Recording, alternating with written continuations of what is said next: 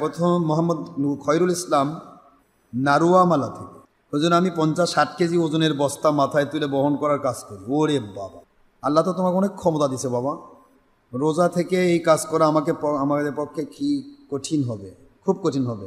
এমতো অবস্থা আমার করণীয় কি বাবা? এরকম তো নয়। হুজুর পাক সাল্লাল্লাহু আলাইহি ওয়াসাল্লাম তিনি 3 দিন না খেয়ে থেকেও তো পেটে পাথর বেঁধেও তিনি ইয়ার যুদ্ধে, খন্দকের যুদ্ধে নিজে মাটি মাথায় বহন করে দেখাই দিয়েছেন যে আমার উম্মতেরা যদি রোজা অবস্থায় কষ্ট হয়ও আমার দিকে তাকায় যেন তারা রোজা অবস্থায় কষ্টটাকে কষ্ট মনে না করে। সুবহানাল্লাহ। তো সুতরাং আমরা চিন্তা করব যে কষ্ট যদি হয় আপনারা দেখবেন সেদিন একটু কাজ কম করেন, আল্লাহ আপনাকে বরকত দেবে। হয়তো রোজা থাকা অবস্থায়, রোজা ছাড়া অবস্থায়, রোজার বাহিরে আপনি 3-4 জনের কাজ করতেন, বেশি টাকা পাইতেন। রোজা অবস্থায় একজনের কাজ করেন, ওইটাই বরকত মনে করে, আল্লাহ রহমত মনে করে করেন। রোজা ছাড়বেন না বাবা, রোজা ফরজ আইন। রোজা ছাড়লে করবেন কখন?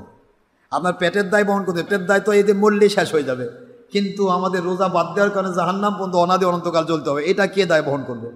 এই জন্য দুনিয়ার কোনো সূচনাতা দিয়ে নামাজ, রোজা, হজ, যাকাত, ফরজিয়াত, ওয়াজিবাত, সুন্নিয়াত বাদ দেওয়ার কোনো প্রকার সুযোগ নেই।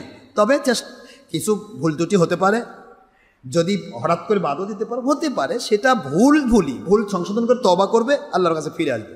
যখনই ভুল হবে তওবা করবে। তবে কখনোই শরীয়ত বাদ দেওয়া যাবে না, নামাজ রোজা করতে হবে। এবং আপনি অল্প করবেন, ওটাই আপনাকে আল্লাহ বরকত দিয়ে অন্য সময় বেশি করার চাইতেও আল্লাহ পাক আপনাকে বেশি শান্তিতে রাখবে। এটা আকীদার উপর নির্ভরশীল।